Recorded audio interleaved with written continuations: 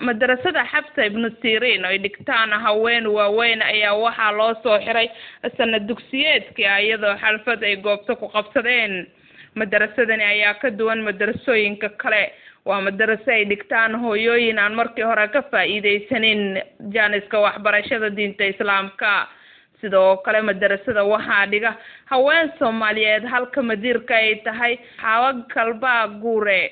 waxaan weydiinay Xaawo madrasada iyo dadka dhigta. waa gabdhaha bixiya maaragtay kamid yihiin dhaqaalaha sida ku kaalmeeya account u fura ama inta soo ku soo dira meel wax ugu rida arinta dacwada ku fuliya taksiga marata ku raaca saafiid ku saacideeya dad hadda isbaranay maaha sida hadda iyaga ay joogaan halkan waxaa ku jira arday fara badan oo dawladdu shaqeeya Xaliima nuur bedel arkaysa waa full doctor waxaa joogtaa macallimada ay hadda leedahay xubbi iyada ay keentay waa macallimad MTC caafimaadka gabdhaha dadka naaska soo tababarta weeyaan marka waxaa jooga gabdho fara badan hadda aan tirin karin Qamar Shariif bay joogtaa iyada qaybahan council ka shaqeysa waa gabdhaha iyagoo shaqeynaya u dhabar adeega inay haddana wax bartaan kibir khayr Allah siiyo waxaan gabdhaha ku soo gabagabeyn waxaan ku gudbi doonaa markan xigta Mr. Nuur walaalka Nuur الوقت بعد كيف إلى كلمة إذا ما تقابل ما دام رؤية ما تصير. طبعاً كم هاد علينا يا إلهي وما أنت كلن كان نقول كيسية مش نيتو وأنا يقرأ لي أهل يسين الصومالي وحي القوة يردوا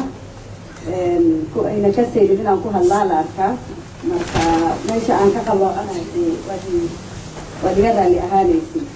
horta arintan waa arin aad u fiican waa arin aan aad ugu farxay anigu baan ka warqabin maanta shalay unbay amran ii sheegtay anigu waxaan ka imaaday NGO oo la dhaho Pastoral Girls Initiative gabdhahan la shaqeeya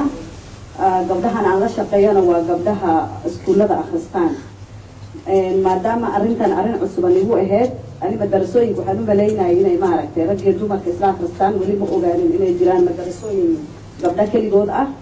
marka horta arintaas culeys ayaan saari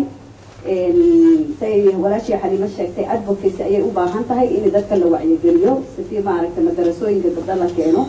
gabdha badan anaka guryaha loo joogaan qaar iskuul sidoo kale waxaa ka soo qayb galay madaxa ugu sareeya waxbarashada degmadani township waxaana uu ka hadlay Mr. Nuur Ibrahim dumarka iyo siday u wanaagsan tahay in wax loo baro وزارة علمية Education Act 2013 ولا soo saaray waxay cadeynaysaa oo ay ogoshahay dugsiga madrasada integrated schools in la tixgeliyo taasoo ku jirin Education Act kii hore Soomaaliya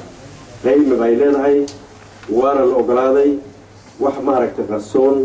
oo la leeyahay registration male waa loo maray jidkii loo maray iskuulaha kala registration ku hagaajinayeen yaa lagu hagaajinay xagga dhulka oo laga hadlay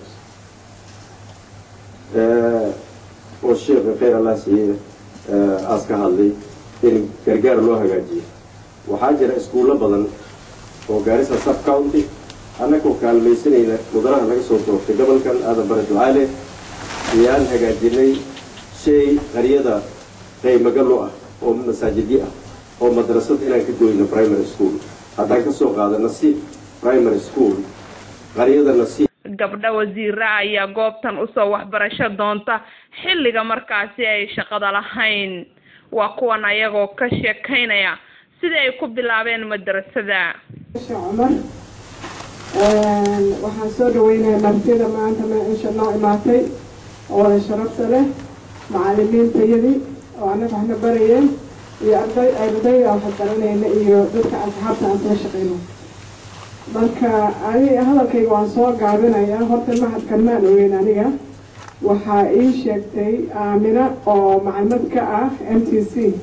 سهل بيدوس أوكي ما تسوقش أنا علاش بقى صارنا شيء أنا مركي